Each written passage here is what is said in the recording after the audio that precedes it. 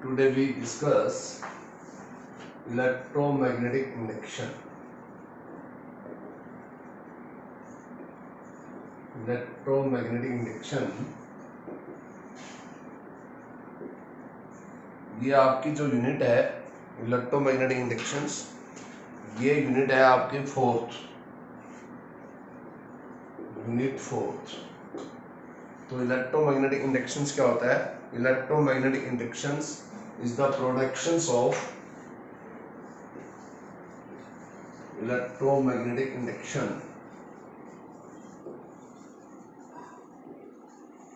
is the productions of इसका production it is the electromagnetic induction, it is the productions of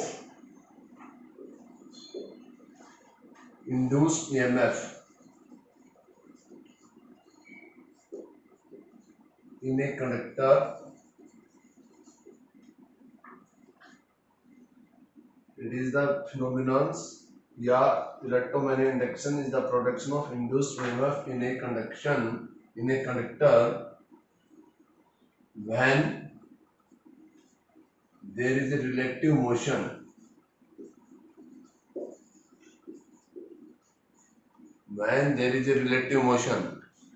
of the conductor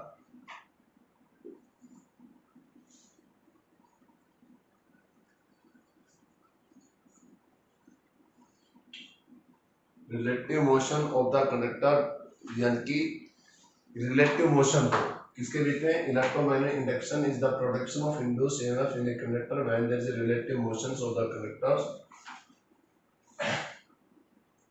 with magnetic field.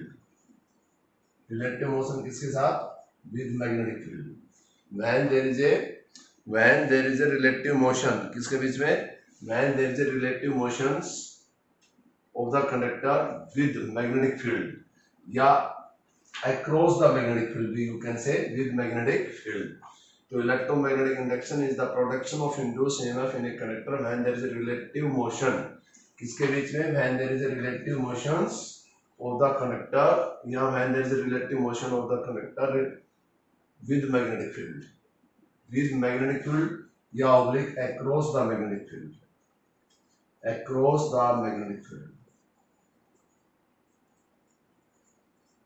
ये आपके पास electromagnetic induction है। Electromagnetic induction is given by Faraday law of EMI electromagnetic inductions. Faraday law of EMI electromagnetic induction. Faraday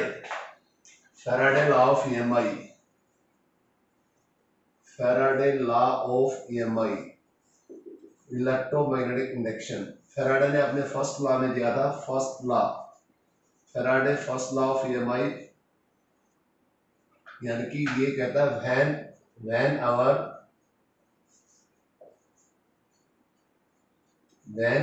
there is change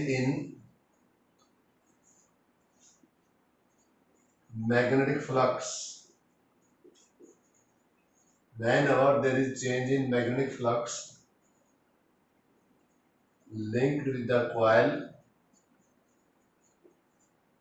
and induced EMF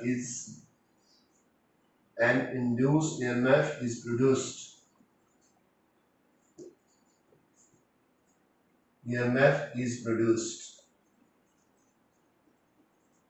whenever there is change in magnetic flux linked with the coil and induced EMF is produced, which is so last long as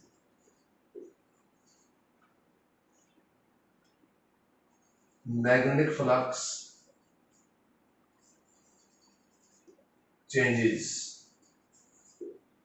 वो जब तक रहेगा which is so last long as the magnetic flux changes। ये first law है कि whenever there is a change in magnetic flux linked with the coil, change होता है and induced EMF is produced, which is so last long as the magnetic flux changes। कि जब तक कि उस कॉइल का फ्लक्स चेंज होता रहेगा इंड्यूस ईएमएफ भी प्रोड्यूस होता रहेगा। ये फर्स्ट लॉ है। सेकंड लॉ में हम बेटा डिस्कस करते हैं सेकंड लॉ में कि induce EMF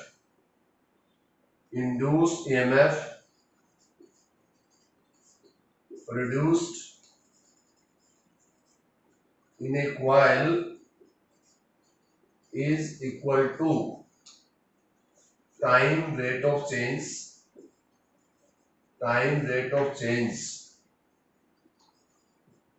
in magnetic flux. Time rate of change of magnetic flux linked with the coil.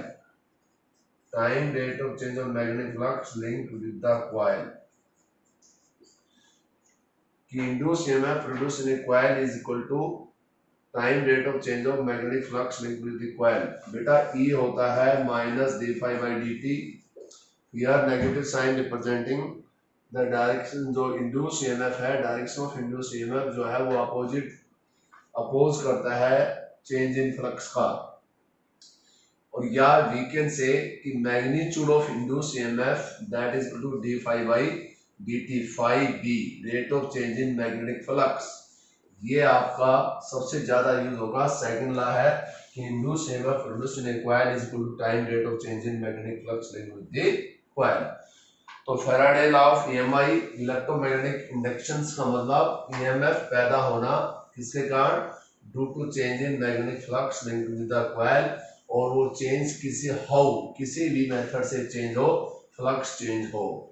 Okay, अब यहां पर फैराडे लॉ ऑफ ईएमआई के बाद आता है आपके पास लेंज लॉ। देखिए लेंज लॉ क्या है, it states that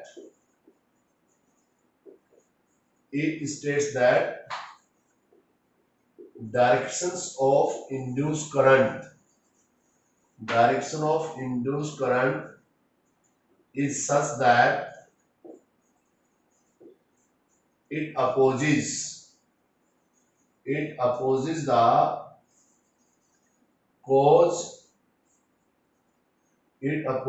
cause produced by it. Cause produced by it means it opposes the cause produced by it. That means it opposes the motion of the magnet, bar magnet. ये bar magnet का जो motion है उसका oppose करेगा कि it opposes the motion of the bar magnet. या in other words we can say induced current always maintain the magnetic flux। यानी कि यदि फ्लक्स इंक्रीज हो रहा है तो डिक्रीज करने की कोशिश करेगा, और डिक्रीज हो रहा है तो इंक्रीज होने की कोशिश करेगा। यहाँ पे आपके पास दिस वन इज, ये आपके पास कोई कॉइल है, this one is the coil, this is the coil A. ये आपके पास कॉइल ए है। इस कॉइल ए पर you are seen that this is the coil A. यहां पे आप कोई बार मैग्नेट जिसका नॉर्थ और साउथ पोल यदि बार मैग्नेट आ रहा है, when we brought the bar magnet near to the coils, then magnetic flux linked with the coil is changed in clockwise। और फ्लक्स की डायरेक्शन यदि चेंज एंड क्लॉकवाइज है तो इंड्यूस करंट एंटी क्लॉकवाइज लगेगा। This is the direction of induce current. और induce current anti clockwise का means north polarity set up होगी। Induce current है तो नॉर्थ पोलरिटी इस फेस पे। अब यहाँ पे जैसे कि आपका ये करंट जा रहा है, दिस वन, ये वाला, ओके, तो ये आपके पास नॉर्थ पोलरिटी सेट होगी। Which polarity? This is the north polarity. इस फेस पे नॉर्थ पोलरिटी सेटअप होगी जब आपके पास बार मैग्नेट आ रहा है, flux linked with the coil changes clockwise induce current change in flux का अपोज करता है, तो ये एंटी क्लॉकवाइज। अब यहाँ पे जो नॉर्थ पोलरिटी डेवलप होने के बाद ये जो नॉर्थ पोलरिटी है मोशन हो रहा है right to left. Now this north polarity और this face of the coil that opposes the motion हो रहा था right to left. North polarity develop होने के बाद ये इसको रिपल के कारण दूर भगाएगा, फार अवे। तो now in this case work is done. यहाँ पे जो वर्क डन होगा, वर्क इज डन अगेंस्ट, किसके अगेंस्ट होगा, यहाँ पे work is done against force of repulsion. Point to be noted, यहाँ पे जो वर्क डन होगा work is done against the force of repulsion. अब यहाँ पे यदि हम केस लेते हैं, अब इन दिस केस सेकंड में bar magnet, this bar magnet, second case. अब यहाँ पे बेटा ये आपके पास कॉइल है, दिस वन इज गैल्वेनोमीटर, ये आपके पास कॉइल है, this B. Now the bar magnet is move away.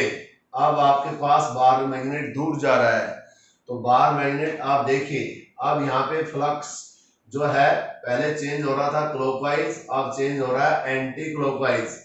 Flux anti clockwise हो रहा है, तो करंट जो लगेगा वो आपके पास क्लॉकवाइज, और क्लॉकवाइज में साउथ पोलरिटी होती है। हाउ यू कैन से द साउथ पोलरिटी, अब यहां से आपका ये करंट आ रहा है ऐसे, ये आपके पास, तो ये आपके पास जो है ये south polarity, this one is the south, this one is the north. ये आपके पास साउथ है, ये नॉर्थ। तो साउथ पोलरिटी डेवलप होने से अब आप बार मैग्नेट को दूर ले जा रहे हैं, but due to opposite polarity develop होने से ये अपनी तरफ अट्रैक्ट करेगा, तो इसमें मोशन का अपोज है।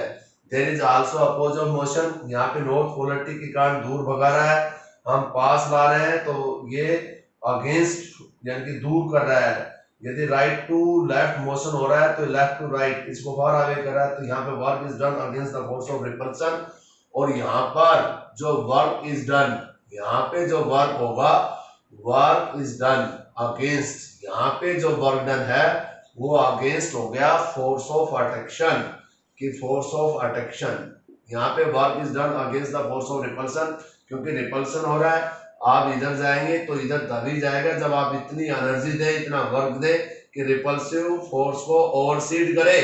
यहाँ पे इतना करेंगे, ये अट्रैक्शन कर रहा है, यदि दूर ले जाना चाह रहे हैं तो फोर्स ऑफ अट्रैक्शन से ज्यादा वर्क करना पड़ेगा, तभी आप दूर ले जा सकते हैं, अदरवाइज ये इसको वापस। अब यहाँ पे जो आपके पास है वर्क कि लेंज लॉ जो ओबे करता है, Lenz law obey the law of conservation of energy, कि लेंज लॉ जो ओबे करता है वो law of conservation of energy. Length law में सबसे इंपॉर्टेंट मैं आपके पास पॉइंट डिस्कस करना चाह रहा हूं कि मान लीजिए ये आपके पास कोई वायर है, इस वायर के अंदर करंट ए से बी इंक्रीज हो रहा है, current is increases from A to B, और यहाँ पे कोई लूप है। एग्जाम में the questions can be asked कि what is the directions of, अब इस लूप के अंदर डायरेक्शंस क्या होगी, किसकी डायरेक्शंस होगी, what is the directions of, किसकी डायरेक्शंस, कि यहाँ पे जो डायरेक्शंस है कि what will be the directions of, किसकी डायरेक्शंस, कि आपने डायरेक्शंस बतानी है कि इंड्यूस करंट की डायरेक्शंस क्या होगी। अब बेटा सुनिए ध्यान से, अब यहाँ पे आपके पास ये थंब, ये स्ट्रेट करंट हो गया, ये थंब ए से बी करंट इंक्रीज हो रहा है, करंट इंक्रीज हो रहा है, तो फ्लक्स जो है, फ्लक्स की डायरेक्शंस आपके पास एंटी क्लॉकवाइज डायरेक्शंस है। अब करंट ए से बी इंक्रीज हो रहा है, तो फ्लक्स इंक्रीज हो रहा है anti clockwise, flux is change in anti clockwise directions as per Lenz law, induce current opposes the change in magnetic flux.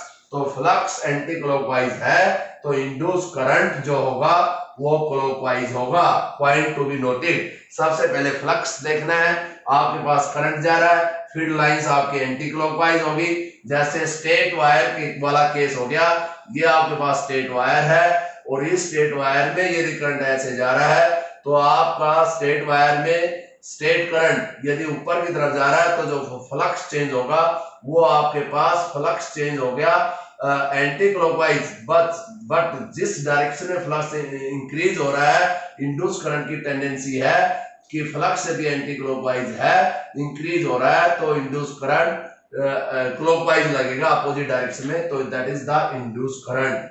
ये आपके पास इंड्यूस करंट है यदि करंट इंक्रीज हो रहा है। यदि इसी केस को मैं आपसे ये बताना चाहूं कि सेम केस, यदि इसी केस की हम बात करते हैं, यहां पर यदि आपके पास करंट, ये करंट ए से बी करंट जा रहा है, बट यहाँ पे करंट डिक्रीज हो रहा है, तो यदि करंट डिक्रीज हो रहा है तो फ्लक्स तो आपके पास एंटी क्लॉकवाइज डायरेक्शन में है, बट वो एंटी क्लॉकवाइज डायरेक्शन में डिक्रीज हो रहा है, फ्लक्स एंटी क्लॉकवाइज डायरेक्शन में डिक्रीज हो रहा है, तो इंड्यूस करंट आप उसकी हेल्प करेगा तो वो एंटी क्लॉकवाइज डायरेक्शन में ही लगेगा।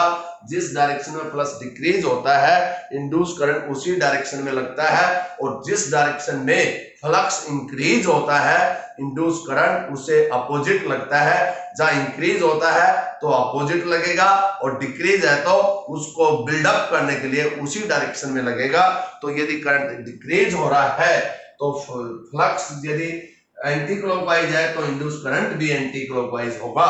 तो इसमें सेम एज मैं आपसे ये कहना चाहूं, यहाँ पे एक वायर है, इस वायर के अंदर यदि करंट ऐसे जा रहा है और ये करंट आपके पास इंक्रीज हो रहा है, और ये आपके पास कोई लूप है, अब वही स्ट्रेट वायर, आप यदि ऑब्जर्वर उस साइड से यदि देखेगा, इस साइड से वायर में, अब यहाँ पे जो बी से ए करंट जा रहा है, तो फ्लक्स का जो चेंज होगा वो क्लॉकवाइज होगा। फ्लक्स क्लॉकवाइज में चेंज हो रहा है, flux is increasing in clockwise direction. जहां फ्लक्स क्लॉकवाइज में इंक्रीज हो रहा है तो induce current change in flux का अपोज करता है, क्लॉकवाइज में है तो ये एंटी क्लॉकवाइज लगेगा। तो ऐसे कैसे भी क्वेश्चन आ सकता है, आप यू कैन डू इट, आप कर सकते हैं। और यदि इसी क्वेश्चन से मैं बात करना चाहूं कि आपका जो करंट है, ये करंट डिक्रीज हो रहा है, यदि करंट आप यहाँ पे देखिए करंट डिक्रीज हो रहा है तो फ्लक्स भी डिक्रीज हो रहा है, फ्लक्स डिक्रीज हो रहा है क्लॉकवाइज में, और जिस डायरेक्शन में डिक्रीज होता है तो इंड्यूस करंट उसी डायरेक्शन में लगता है, तो ये डायरेक्शन ऑफ इंड्यूस करंट। तो मैंने आपको कितने केस बता दिए, फर्स्ट, सेकंड, थर्ड, फोर्थ, इन सभी केस को आप ध्यान से स्टडी करेंगे और आपके सारे के सारे directions of current, induce current की जो डायरेक्शंस है वो सारे के सारी आपकी क्लियर हो जाएगी। कोई भी ऐसा पॉइंट, ऐसी डायरेक्शंस आपके पास नहीं आएगी जिसमें आपको कोई प्रॉब्लम, किसी प्रकार की प्रॉब्लम का सामना करना पड़े।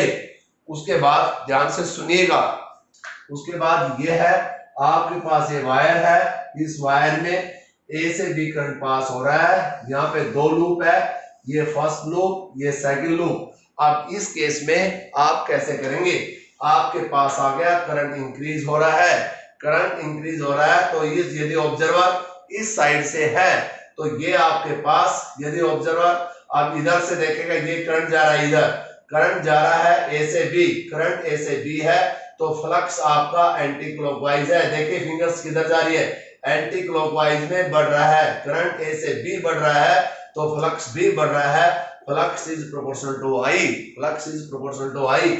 यदि करंट ए से बी इंक्रीज हो रहा है तो फ्लक्स भी इंक्रीज हो रहा है, ए से बी इंक्रीज होना का मींस फ्लक्स भी इंक्रीज हो रहा है। फ्लक्स एंटी क्लॉकवाइज में है, flux is change in anti clockwise direction, तो इंड्यूस करंट जो होगा वो क्लॉकवाइज डायरेक्शन में होगा, because induce current always opposite, जो इंड्यूस करंट है वो चेंज इन फ्लक्स का अपोज करता है, तो इंड्यूस करंट जो होगा वो आपके पास क्लॉकवाइज डायरेक्शंस में होगा। इस लूप के अंदर, यहाँ पे लूप है, अब हमारे पास, अब इस लूप को देखना है, आप यहां से पहले आप इस लूप के अंदर देखते हैं, इस लूप में ऑब्जर्व इस साइड से देखते हैं तो यहाँ पे जो करंट है, अब इस लूप में देखते हैं, आप सुनिए, अब आपके पास यदि इस साइड से देखते हैं तो ये तो ऊपर था, इस साइड में जब करंट जा रहा है और यहाँ पे यदि करंट जा रहा है तो आपके पास देखिए ये करंट इस साइड से देखते हैं तो करंट इधर जा रहा है, करंट अब ये जो आपका चेंज हो रहा है, ये किस डायरेक्शन में चेंज हो रहा है, ये आपके पास जो चेंज होगा वो आपके पास एंटी क्लॉकवाइज डायरेक्शन में, इस फेस में एंटी क्लॉकवाइज डायरेक्शन में चेंज होगा। या आप ऐसे लगा सकते हैं कि यहां से अब आपके पास ये स्ट्रेट वायर, यदि ऐसे कंफ्यूज होते हैं तो ऐसे करके देख लिया करो कि सेम एज, अब यहां से करंट जा रहा है इस फेस के अंदर, यदि करंट जा रहा है एंटी क्लॉकवाइज, तो यहाँ पे इस फेस के अंदर कौन सा पैदा होगा, अब करंट जा रहा है इधर, करंट इधर जा रहा है तो इसमें करंट इस साइड से, यदि ऑब्जर्वर इधर है तो एंटी क्लॉकवाइज, और यदि हम इस साइड से आप देखते हैं, अब इस साइड से करंट, अब करंट आपका इधर जा रहा है, करंट इधर जा रहा है तो आप इसका जो फ्लक्स है इस साइड से देखेंगे तो फ्लक्स आपका क्लॉकवाइज होगा, फ्लक्स आपका क्लॉकवाइज में चेंज होगा, तो ये आपके पास anti clockwise, this is the anti clockwise directions. तो Lenz law that is used to determine the direction of induced current, और इसीलिए कहा जाता है इंड्यूस्ड करंट की अपनी कोई डायरेक्शंस नहीं होती, induced current has no directions, क्योंकि इंड्यूस्ड करंट की डायरेक्शन चेंज हो जाती है।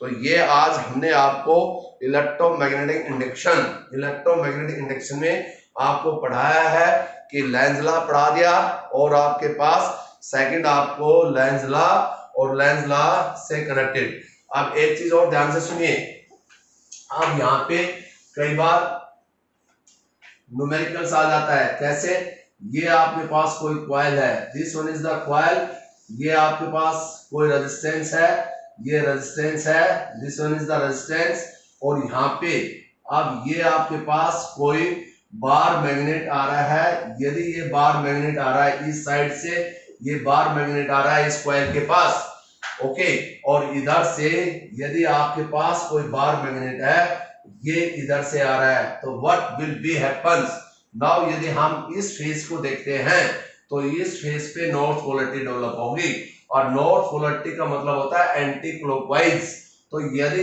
इस साइड से देखेंगे तो ये एंटी क्लॉकवाइज नॉर्थ पोलैरिटी का मतलब नॉर्थ पोलैरिटी डेवलप होगी, और नॉर्थ पोलैरिटी में जो करंट होता है वो आपके पास एंटी क्लॉकवाइज, तो यहां से इस फेस के रेस्पेक्ट में ये एंटी क्लॉकवाइज होता है, ये क्लॉकवाइज, तो यहां से करंट जाएगा, ये आपके पास एंटी क्लॉकवाइज, मान लीजिए ये x है, ये आपके पास y है, ये आपके पास x, ये आपके पास y, ये एंटी क्लॉकवाइज में जा रहा है, और इस फेस को यदि हम देखते हैं, मान लीजिए इस फेस, ये आपके पास साउथ पोलैरिटी आ रहा है, तो यहां से यदि साउथ पोलैरिटी है तो यहाँ पे कौन सा पोलैरिटी डेवलप होगी, साउथ, और साउथ पोलैरिटी में ये आपके पास क्लॉकवाइज, और यानी कि ये आपके पास डायरेक्शन ऑफ करंट, तो ये आपके पास डायरेक्शन ऑफ करंट हो जाएगा, और आप कर सकते हो इजीली।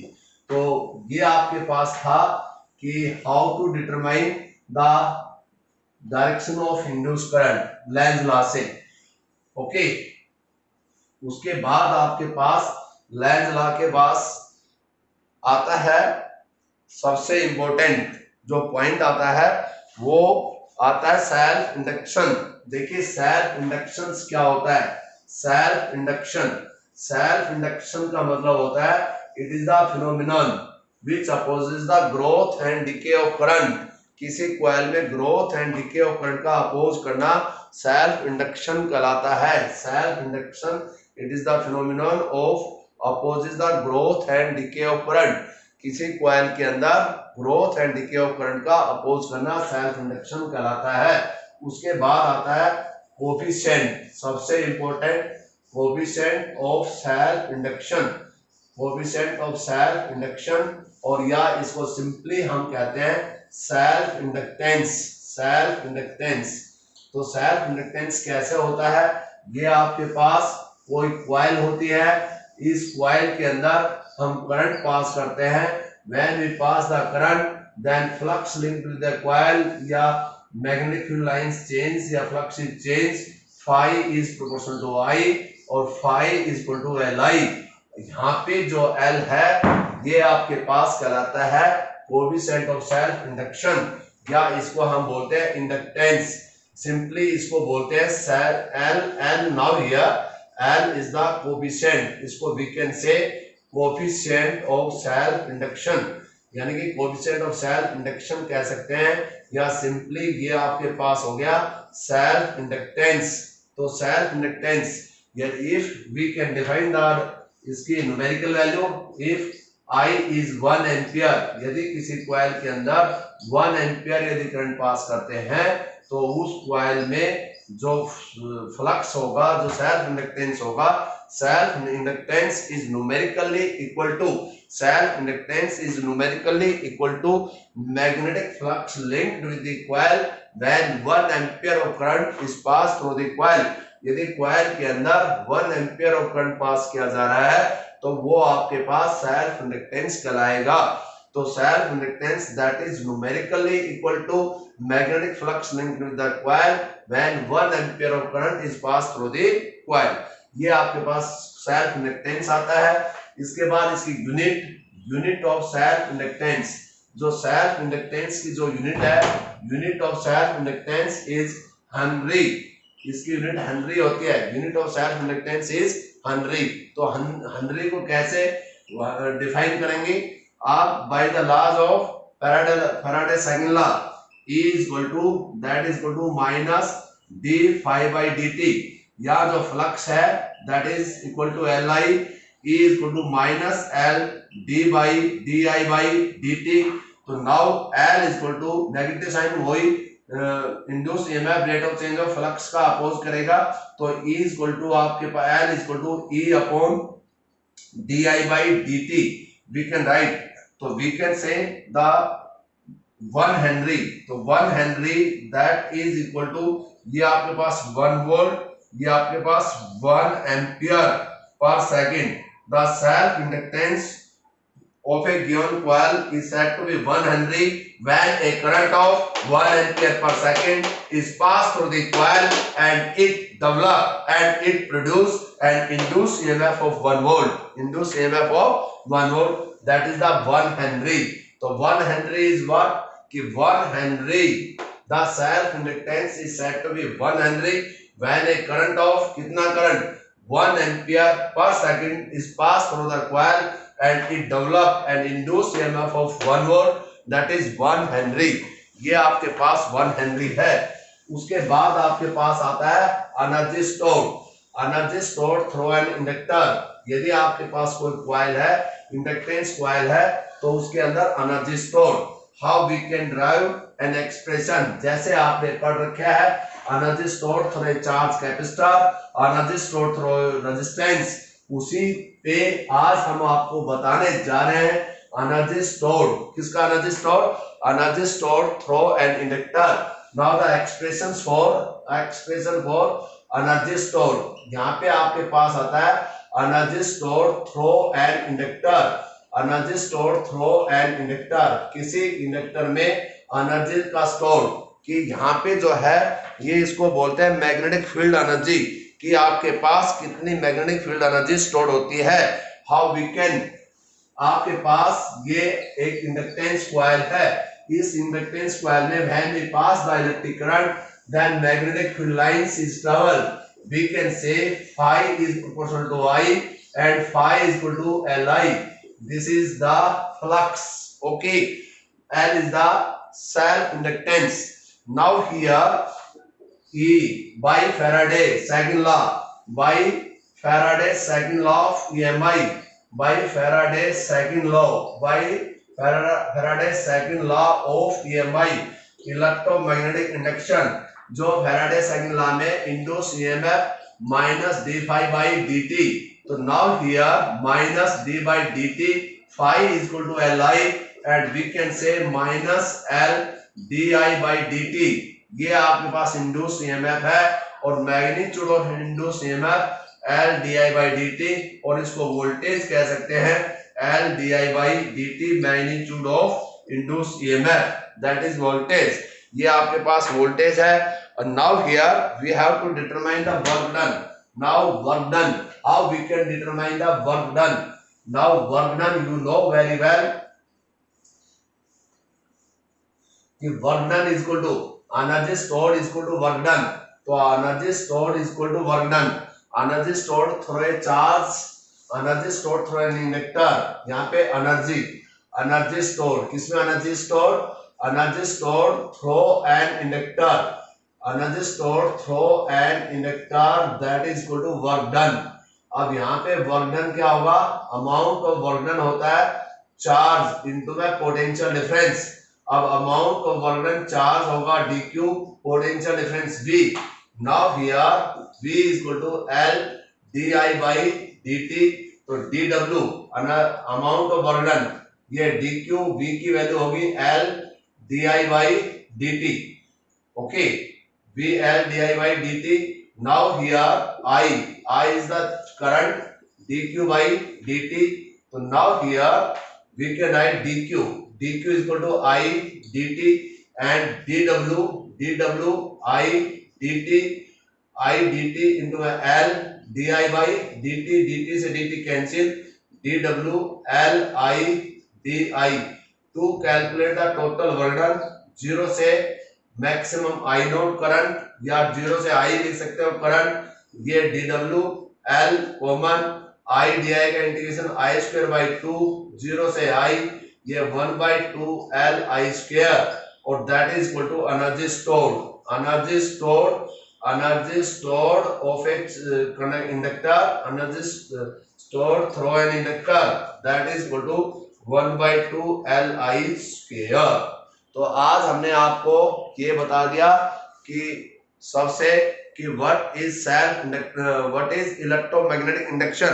तो electromagnetic induction EMI is the production of an induced EMF, किसके अंदर induced EMF in a conductor when there is a relative motion, when there is a relative motion, किसका relative motion, when there is a relative motion of the conductor या in a conductor, किसके according across या according across the magnetic field. जैसे आपके पास एक मान लीजिए bar magnet है, एक आपके पास कंडक्टर है या कॉइल है, या तो इसके पास लाए या इसको इसके पास ले जाए, तो फ्लक्स चेंज होगा, और जितना फ्लक्स चेंज होगा magnetic flux link with the coil change होने का मतलब उतना ही इंड्यूस्ड EMF पैदा होगा।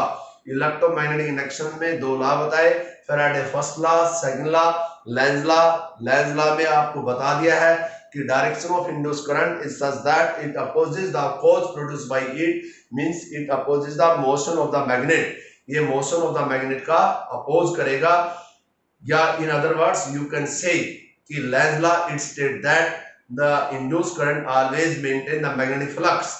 यदि मैग्नेटिक फ्लक्स जिस डायरेक्शन में इंक्रीज हो रहा है, मान लीजिए क्लॉकवाइज में फ्लक्स इंक्रीज हो रहा है, तो इंड्यूस्ड करंट एंटी क्लॉकवाइज लगेगा, और यदि फ्लक्स क्लॉकवाइज में डिक्रीज हो रहा है तो वो क्लॉकवाइज में ही लगेगा, और यदि एंटी क्लॉकवाइज में डिक्रीज हो रहा है तो डिक्रीज में, यदि फ्लक्स जिस डायरेक्शन में डिक्रीज होता है इंड्यूस्ड करंट की सेम डायरेक्शन होती है, बट जिस डायरेक्शन में इंक्रीज होता है उसे जस्ट अपोजिट होता है, उसका अपोज करता है। तो ये आपके पास है लेंज लॉ। फिर हमने आपको बताया है सेल्फ इंडक्टेंस में आपको बता दिया है self induction, coefficient of self induction.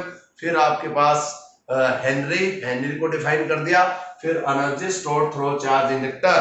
देखिए 3 एलिमेंट होता है, सब में अपनी अपनी एनर्जी है।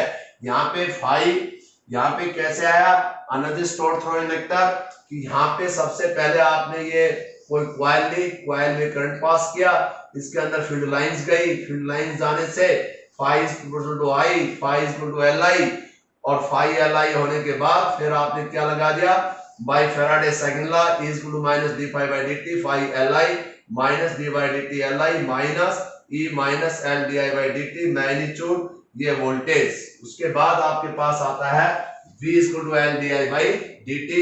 अब यहाँ पे अमाउंट ऑफ वर्क डन जो होता है charge into potential difference dw dq v, और यहाँ पे v आपके पास L di by dt, dq I dq by dt, dq I dt, ये I dt, L di by dt, dt cancel हो गया, L I di 0 से I, dw हो गया L I स्क्वायर बाई 2, 0 से I 1 by 2 Li स्क्वायर, और energy store for an inductor that is equal to 1 by 2 Li square. ये energy store through an inductor. जैसे आपने एनर्जी स्टोर थ्रू कैपेसिटर आता है, वैसे energy store through inductor. Energy store through capacitor में हम क्या करते थे, उसमें भी यही होता है एनर्जी स्टोर थ्रू किसमें, energy store through charge capacitor. Energy जैसे ये इंडक्टर है, जैसे आपने कैपेसिटर में निकाला था वैसे इंडक्टर में होता है। कैपेसिटर में आप एनर्जी स्टोर कैसे निकालते हैं? कैपेसिटर में आप एनर्जी स्टोर ये लेते हैं, dw चार्ज इनटू में पोटेंशियल डिफरेंस, वहां q is proportional to v, q is to cv होता है, vq by c, और dw हो गया dq इनटू में q by c। अब यहाँ पे इंटीग्रेशन कर दिया 0 से q, ये w 1 by c और q स्क्वायर बाय 2 और 0 से q। और यानी कि मेरे कहने का मतलब ये है जिस बच्चे को एनर्जी स्टोर थ्रू ये कैपेसिटर, ओके।